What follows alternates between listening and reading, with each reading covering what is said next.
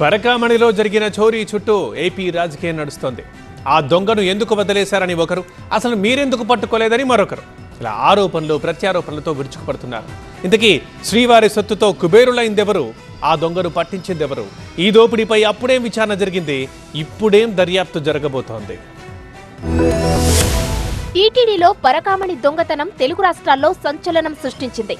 దొంగను పట్టుకున్నారు, చివరకు రికవరీ చేశారు. బట్ అంత పకడ్బందీ వ్యవస్థలో దొంగతనం ఎలా చేశాడు, చేసి ఎలా తప్పించుకున్నాడన్నదే ఇప్పుడు ప్రశ్న. పరకామణిలో చోరీని బయటపెట్టి రవికుమార్ నుంచి రికవరీ చేశామన్నారు టీటీడీ మాజీ చైర్మన్ భూమాన కరుణాకర్ రెడ్డి. టీడీపీ పాలనలోనూ పరకామణి దోపిడీ జరిగిందన్నారు. ఈ కేసును సీబీఐతో దర్యాప్తు చేయించాలని డిమాండ్ చేశారు భూమాన కరుణాకర్ రెడ్డి. చంద్రబాబు గారి టైంలో ఆ 15 సంవత్సరాలలో ఎన్నిసార్లు అతను ఈ దొంగతనం చేసి ఉంటే అంత కూడబెట్టి ఉంటాడు మీరు కనిపెట్టారా? ఒక్కరోజైనా మీ ప్రభుత్వంలో ఆ దొంగను పట్టుకున్నదా? ఛాలెంజ్ విసురుతున్నా దీన్ని సిబిసిఐడి ద్వారా కాకుండా సిబిఐ చేత విచారణ చేయించండి. మరో 2 రోజుల్లో సంచలన విషయాలు బయటకు వస్తాయన్నారు బీజేపీ నేత భానుప్రకాష్.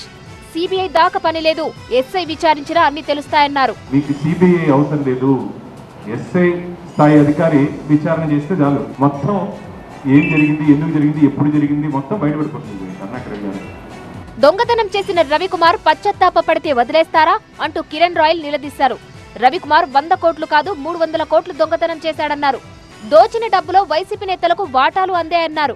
దొంగ దొరికినప్పుడు శిక్ష పడాలి కదా, శిక్ష పడలేదు అతనికి. ఇప్పుడు దొంగ డాక్యుమెంట్ చేసి మీరు వాటాలు వేసుకుని పచ్చుకునేసి లోకల్ కాంప్రమైజ్ కేసు అయిపోయిందంటే 100 కోట్లు సాక్షాత్తం మాజీ చేయమని చెప్పాలి. ఇప్పుడు 100 కోట్లు అని చెప్పాలంటే అది 100కి 300 కోట్లు. పెద్దజీయర్ మఠం క్లర్క్ గా ఉన్న సివి రవికుమార్ పై 2023 మే 30న ఎఫ్ఐఆర్ నమోదైంది. జూన్లో ఛార్జ్ షీట్ దాఖలైంది. కానీ రాజీ కారణంగా సెప్టెంబర్ 9న లోక్ అదాలత్ లో కేసు క్లోజ్ అయింది. రవికుమార్ ను బెదిరించి దోచుకున్న మొత్తాన్ని వైసీపీ నేతలు అధికారులు పంచుకున్నారని ఇప్పటి అధికార కూటమి ఆరోపిస్తుంది.